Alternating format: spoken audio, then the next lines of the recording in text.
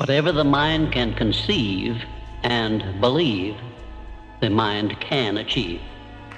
Why would you not go for it? Why would you not take a chance? At one point in time, you got to take a chance on you. You want to be consciously aware of the energy in the environment you're in. It's very important. And you want to stay in a very good vibration. When you're in a good vibration, good ideas flow into your mind. You'll see a better way of doing whatever you're doing. You'll improve whatever you're doing. And that's really what you want. You want to get magnificent results. Make good things happen. Control your vibration. Control the flow. Successful people are willing to think, plan, make decisions, and then take action with no guarantees. We say leap, and the net will appear.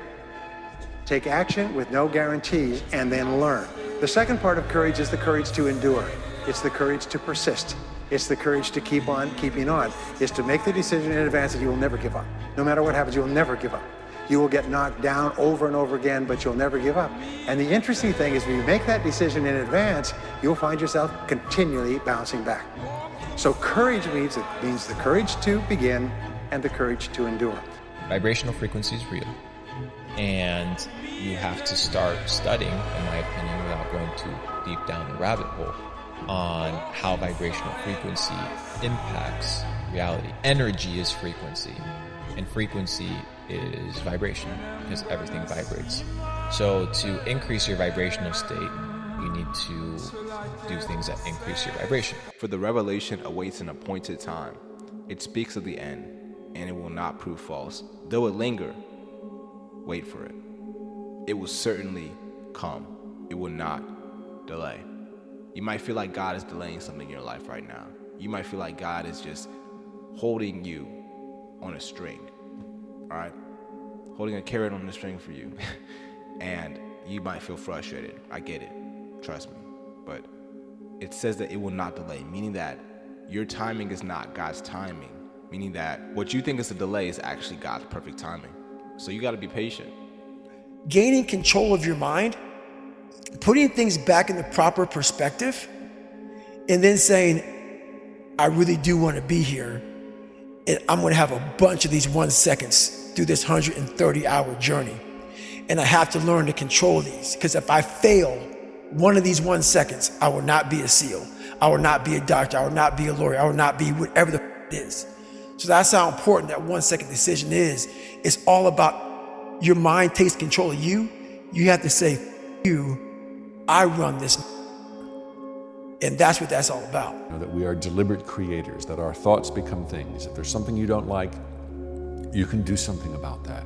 You can transform it. You can transform yourself. You can transform your life. So hold the vision in your mind. Use vision boards. Use scrapbooks.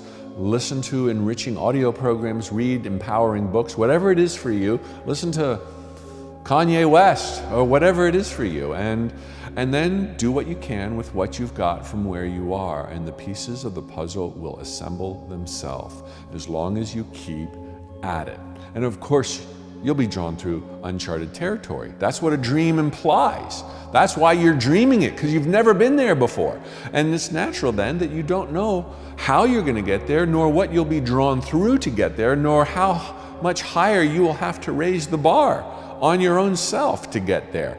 You have a dream that calls you to a higher place, which forces you to face fears you didn't even know you had until you went out to climb that mountain. But then you conquer those fears and you become more than who you were before the dream presented itself. You ultimately get the dream, but so much more. Dreams are always far better made real, made manifest than you dreamed that they would be, because getting there, you became more than you were when you started. The problem with success, the average person doesn't think it's for them. God does give you the desires of your heart. You have every right to want something. I mean, look, it's people that's not good people that get stuff they want. If you're a good person, why shouldn't you get what you want, you know? But you gotta have a vision board. If you don't have a vision board, if you're not writing these things down, the probability of it happening is lessened, because you're actually going against the law of attraction and the way that God set the system up. The law of attraction really does work. It's a very simple process. if you go in the house and you have a remote and you point that remote at the TV and you press the on switch, guess what you expect to happen? You expect the TV to come on. Well, guess what happens? The TV comes on. It's just because you pointed a remote at it and it sent a signal. And what the signal has to get a return. So if you want to watch HBO and it's channel 500, you press 500 and you press select. You don't even think about it. You expect HBO to be on the TV. And guess what comes on the TV? HBO. You know where they got that from? They got that from the Bible. The Bible says a man is as he thinketh. So how you are, the energy that you project from your mind is what you get. And so that's why the law of attraction works that way. It's because whatever you project, that signal, that's the return has to come that way. It all starts in our mind. Most people are letting what they have now control how they see themselves. They let their bank account control them. They let the friends they have control them. They let their conditions, their circumstance control them. That's not where we want to go. We want to go inside. Everything starts from the inside out. So let's start over. Let's start over. If life isn't the way you want it now, make up your mind you're going to start over. You're going to sit down, you're going to write out how you do want it. Now, we want abundance. We want an abundance of friends. We want an abundance of money. We want an abundance of all the good things in life that make us more comfortable and have us enjoy life to a greater degree. And you know, we can have it. But we've got to understand we can have it. We've got to understand that we have infinite potential locked up within us. We've got a marvelous mind. We can think anything we want. Once you have made a list of what you have to do, organized your goals, determined the highest and most valuable priority, then pick the most important thing and begin working on it and stay with it until it's finished. Now, people say, well, if I stay with this task until it's finished, I won't get anything else done. That doesn't matter. If it's the most valuable thing that you have to do, it's the most important thing that you could be working on. Now, it's a wonderful thing. When you concentrate and work intensely on an important task, it gives you a feeling of energy and enthusiasm. When you complete an important task, your self-esteem goes up. You feel like a winner. You feel great about yourself. But if you work away on low-priority tasks, even if you complete them and do them well, you don't get any bang for the buck. You don't get any excitement or thrill from doing something that's not important. As a matter of fact, most stress, anxiety, frustration in the world of work today comes from working very hard on irrelevant tasks. Benjamin Trigo said, if it's not worth doing, it's not worth doing right. And I think it was Drucker who said, the very worst thing in the world is to do very well what need not be done at all. So concentrate single-mindedly on one task at a time. Do first things first and do things one at a time. I believe you'll be interested in knowing that your brain and every other person's brain is both a broadcasting station and a receiving station, which sends out thought vibrations and picks up those sent out by other people. When you turn on your enthusiasm, you step up the vibrations of thoughts which go out from your brain so that they reach and affect other people more quickly. As a matter of fact, you can send out thoughts which have been so stepped up with silent enthusiasm that they will reach and influence other people to whom you direct your thoughts. This is a fact which has been known to psychologists for ages, and it is also known to most master salesmen who use this method to condition the minds of their prospective buyers before they ever talk with them. You must have observed that the enthusiasm is very contagious, that it engages the attention of those who come under its influence and causes them to respond in a similar spirit of enthusiasm. Tomorrow is not today's measurement when the misery is bad enough, right? These people don't have the suffering consideration. It's a privilege, man. I'm trying to put food on the table right now. I'm paying my rent tonight. You want to talk to me about investing in my future? And I say, and that's part of what faith and religion are for, to help those in misery hang on to a hope that will most likely not be served them in this life, to sell them belief and faith that they will be served in the next. And what if there is nothing there, man? What if there's nothing to hope for? What if there's no next? I don't know. But either way, in misery here or without a heaven there, not having any hope or faith in anything is a certain way to remain where you are forever. But if you can find something that you can keep going something that no matter how small, to look forward to and continually have faith in and chase, well, then your life here is going to be better now. Heaven or not. Waiting isn't manifesting, it's stalling. Action is what flips vision into reality. Imagine planting seeds and then sitting indoors hoping they grow without watering, sunlight, or care. That's what waiting does to your dreams. Manifestation is about stuff. We think if I manifested money, a car, a house, I'll be happy. And here's the reality. Stuff is a byproduct of meaning and value that you create. It's not bad, it's great to have, it's wonderful to have, but it can't be the goal in and of itself. Here's the context. How many times have you gotten what you wanted? The promotion, the gadget, the trip, and still felt empty after a week? That's because fulfillment is about alignment with values, not just getting the thing. You're thinking on the wrong frequency. You see, your thought is down here on the frequency that you're living on. But the way to do what you want to do is not on that frequency. Clearly understand this. All science and all theology, the only two sources of reference we have to go to, tell us nothing is created or destroyed. The way to do anything is already here. The question you have to ask yourself is, who am I? Where am I going? What do I want to accomplish? And there are three major areas of goals that you have to think about. The first is your personal and your family goals. These are the reasons why you're alive. What do you want to accomplish for yourself and for your family? Write them down, define them clearly. The second set of goals that you have to ask is your business, your career, your financial, your material goals. What is it that you want to accomplish in the external world? Where do you want to make your contribution? The third type of goals you have to ask about are your self-development goals. And in my estimation, your ability and your willingness and your tenaciousness in developing yourself is the key to accomplishing everything else. I think the true test of whether you're a, quote, perfectionist or not is if everyone else in the room says it's exceptional, and then you say, but I'll know it's not because I don't think it's exceptional yet.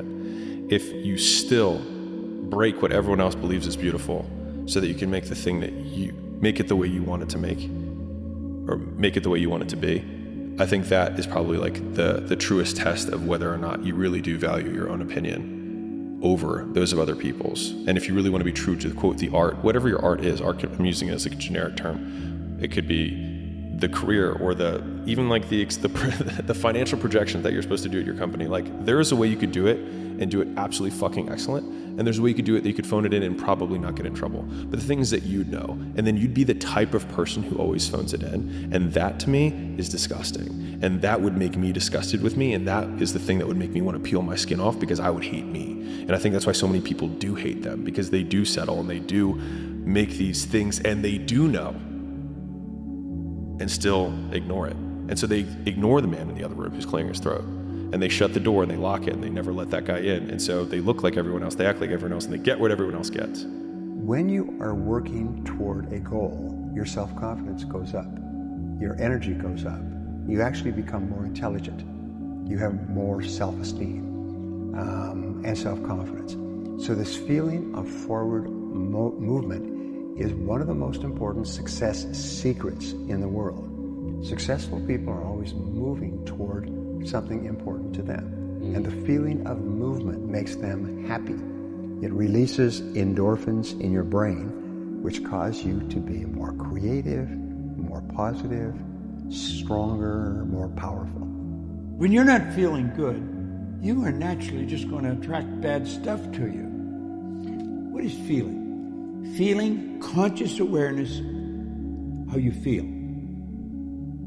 is conscious awareness of the vibration you're in. And if you are not feeling good, you are in a bad vibration. Do you know that wham, just like that, you can change the vibration? This body you're living in is a molecular structure, and it's in a very high speed of vibration. Everything vibrates, nothing rests. So I think the greatest belief that we could ever have is our belief in ourselves and our belief in possibility. And I think that has to be earned. That has to be earned. You gotta show up for you enough times where you have that belief, you earned it. It's not like you do something in one day. The person who heals from a health condition, who finally says, oh my God, I thought this could work for me. they show up every day. They're showing up every single day, because if they don't show up, then they don't believe it's possible. And they have to show up to prove to themselves that it is. And some of those people did their meditation for a year. And they earned that belief in that future. And of course, the effect was they had that moment that looked like, oh my God, that person just healed. Well, they've been walking the yellow brick road for the last year, and they never missed a day. And they'll tell you, the meditations I remember the most were the hard ones, not the easy ones, the ones where I had to sit with myself and I would not give up. Those are the ones that mattered the most, because that's what got them to that point, right? It was the overcoming process. Control freak is a word people with low standards use to describe people with high standards. You're not a control freak, you just want it done right the first time. You're not anxious, you care. Do not expect mediocre people to support world-class goals. The more trust you have in your superconscious mind, the faster it works for you. And the more calm and confident you absolutely believe that something will show up. And the more you practice with it and the more confidence you have, the faster it works for you. Pretty soon it gets to the point where you can think a thing and realize it very, very quickly. I used to do this when I was first understood this, when long-distance charges were very high back in the 80s, is I would visualize a person I needed to talk to on the other side of the country, and they would phone me. And I could do this over and over again. Rather than me phoning them for 30 or 60 minutes, I'd visualize and they'd phone me. I just put it into the superconscious mind, and I say, he or she will call by 11:30. By 11:30, the phone rings. And do this over and over again. And the more confidence you have that it will work, the more rapidly it works for you. It merely requires a step of faith, a mental step of faith. Any thought, any plan, any goal, any idea that you can hold continuously in your mind must be brought into reality by the superconscious. This is the reason for the greatness of every man and woman who ever lived, every great leader, writer, author, poet, or business person, and you can tap into this at will simply by defining with crystal clarity exactly what it is you want, and then thinking only about what you want, keeping your mind only on what you desire, and keep it off of everything else until it comes into your reality. People demand success, but refuse to work weekends. People want opportunity, but won't talk to strangers. People claim ambition, but sleep in every day. We are the result of our actions, not our aspirations. I think once you've actually learned how to really try one thing for an extended period of time, every single day, and taken all of your discretionary effort and your money and your time and your resources and put it towards just doing that thing, number one, you realize how few things you can really do well because of the amount of time that it takes. The second thing is you realize how easy it is to beat everyone else because of how few of them actually do that. Whatever we say is what our life will be.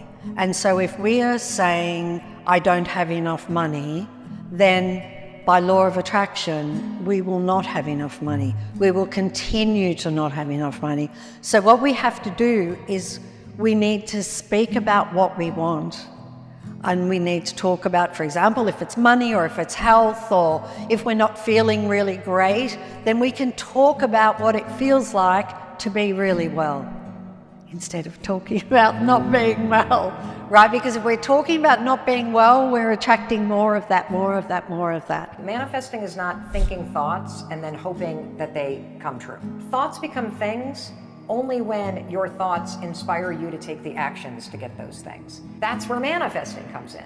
Manifesting is preparing your mind, body, and spirit to help you take the actions to get those things. Manifesting is socializing your mind, preparing your mind, rehearsing your mind to help you take the steps before you take the steps so that you can get what you want. When you use manifesting properly, what you do is you remove the obstacles of self-doubt, of resistance, of being cautious, of focusing on tiny minutia, of feeling blank and overwhelmed. You remove all that crap and you retrain your mind and you retrain your nervous system and you retrain your spirit to help you get the things that you want in life. When you know what you want and you make a committed decision, you are on an exciting trip. See, when you see yourself as what you want, you put your mind on the frequency that it has to be on, and you're going to attract everything you need, and you'll get it right on schedule. Not when you want it, probably. You'll get it as you need it. Do you know the only prerequisite to getting what you want? Is you got to want it. The door between the conscious mind and the subconscious mind opens up as we get beyond our analytical mind. And our analytical mind is actually what separates the conscious mind from the subconscious mind. So as you slow your brain waves down, you get into alpha, you're entering the operating system. And that's where you can rewrite a new program. That's where you can rehearse a new script. Some people can get to the point where they're so relaxed that the body's in a light sleep, and yet they're conscious and awake, and now they're in this theta brainwave pattern. And in theta, that's a hypnotic state. We're very suggestible to our thoughts. We're very suggestible to information in that state. And that state then is where we see the most change take place. The person can literally change from the inside out when they learn how to get into the operating system. The secret is your mindset. Wealthy people understand the power of artifacts, physical items. Everything in the universe vibrates. Science knows this. This is not me saying it. So gold vibrates at a certain frequency. Silver vibrates at a different frequency. Everything in the universe is frequency and vibration. So if you have a particular item that resonates or vibrates or puts out a frequency, it's going to physically affect your body. We know this, so it can help you broadcast on that wealth wave, that billionaire brainwave. When you move, this is very important. When you move to a higher frequency, you're going to be communicating with the world that is totally foreign to and beyond the reach of your five senses. See, this is where people are going to think, this guy's nuts. He thinks he can become a millionaire, and he's broke. That's where I was.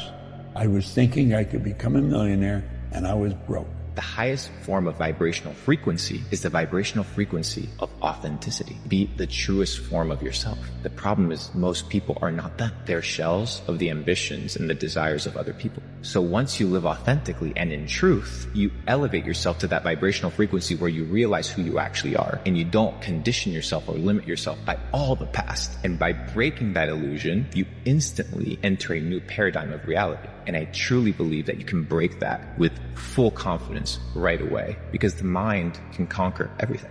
What we've got to do is get on the frequency. We've got to match the frequency. Now, what do we mean by that? That means that you've got to get vibrating, you do, on the same frequency of the good that you desire. You literally fall in love with the idea of what you want. If you hold that idea in your mind, you will start moving toward it, and it'll start moving toward you. Well, it happens because you're on the same frequency. Everything on that frequency is going to come into your life. I noticed that every single man or woman that I had studied who had achieved any kind of success in any field whatsoever had done it after they had made a commitment to becoming excellent in that field. And I began to look, and I began to compare, and I began to talk to people, and I speak to thousands of people virtually every month. I found that I never found a single person who was successful who was not excellent at what they did. That competence, the commitment to becoming excellent in your chosen field, is an indispensable prerequisite for success. That if you are not good at what you do, you haven't got a chance in our competitive society unless you win the lottery. That success is predictable. If you commit yourself to becoming excellent, it does a whole lot of other things within your mind, but if you commit yourself to becoming excellent, it changes everything about you. And only the top 5 or 10% are excellent. You've heard the rule, the 80-20 rule, the Pareto principle, that the top 20% of salespeople make 80% of the sales, that the bottom 80% of salespeople make 20% of the sales. Do you know what the difference, the ratio is there? The ratio is the difference between 16 to 1. That the average income of people in the top 20% is 16 times the average income of the people in the bottom 80%. To move to a much higher frequency of thought, you must first consent. In other words, that means you've got to decide. I can't do it for you. As much as I would like to, from my brother, my sister, my aunts and uncles, my nieces, my nephews, my grandkids. This is something I would like to do for almost everybody I know. When I see them struggle, I'd say, God, I'd love to do this for you. But you can't do it. You've got to do it for yourself. Move to a much higher frequency. You've got to consent. And then you have to adapt to the ideas and feelings, the new frequency represent. If you remember when you started in this new company, you didn't know anybody. You'd hear people look and say, that's the new guy. That's the new girl. You had to adapt to the new frequency, adapt to the feelings, the ideas. This is why wealthy people always have heirlooms in their house that come down through generations of wealth, because those heirlooms have wealth vibrations.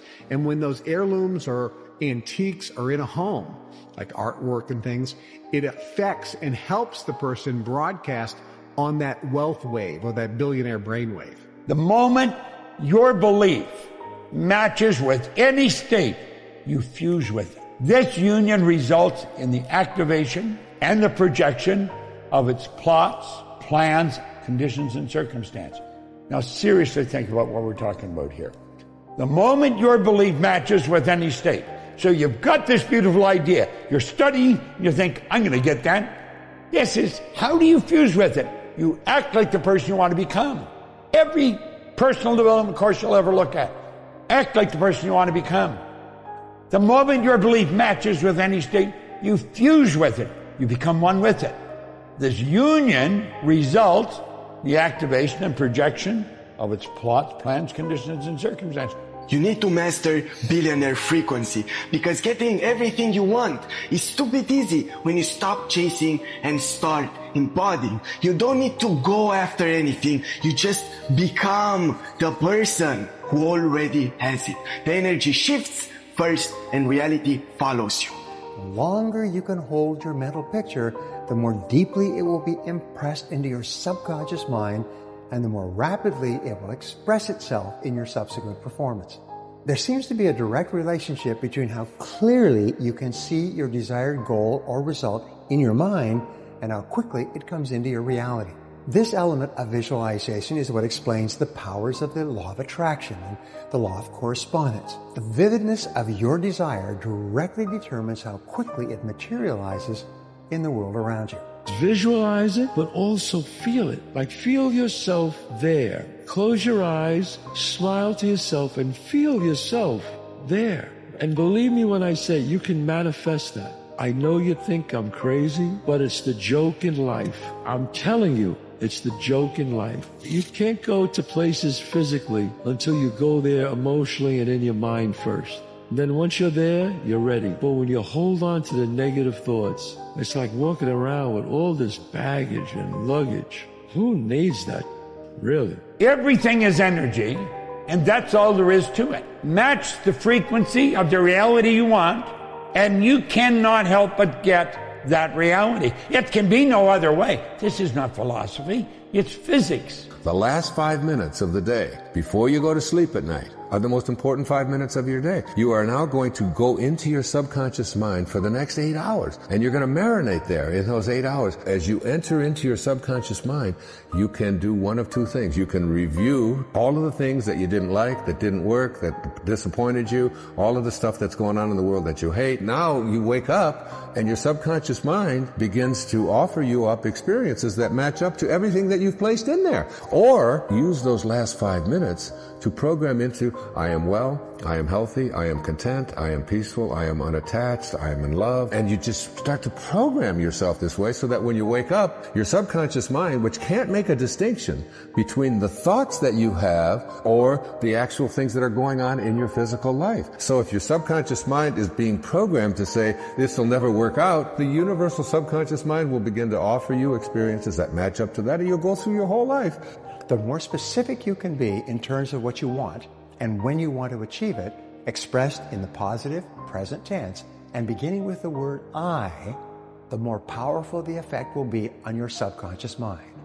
Goals written and stated in this way cause you to develop new beliefs about what is possible for you. Anything you say with the words I am, your subconscious will then take that as a command. And so we're constantly programming our subconscious. If you say, I am sick, you're actually creating sick in the future. Oh my gosh. See, a lot of people think when they're describing the present, well, I'm sick, you know. But the fact is, you're prescribing the future by describing the present as it is. And most people never get that. So this is why the people that live the most effective lives are always acting as if they're in the future and the future's perfect, not waiting to get there. Let's stop and think about the environment we were raised in. Here's the baby. The ideas and the thoughts and the concepts that are going on around that baby are going right into that baby's subconscious mind. Through repetition, over and over and over again. And remember, the baby's getting it all day, all week, every week, all month, every month, all year. And this goes on for 4 or 5 years. And the baby reaches the age of 4 or 5 where they can start to think that baby's programmed.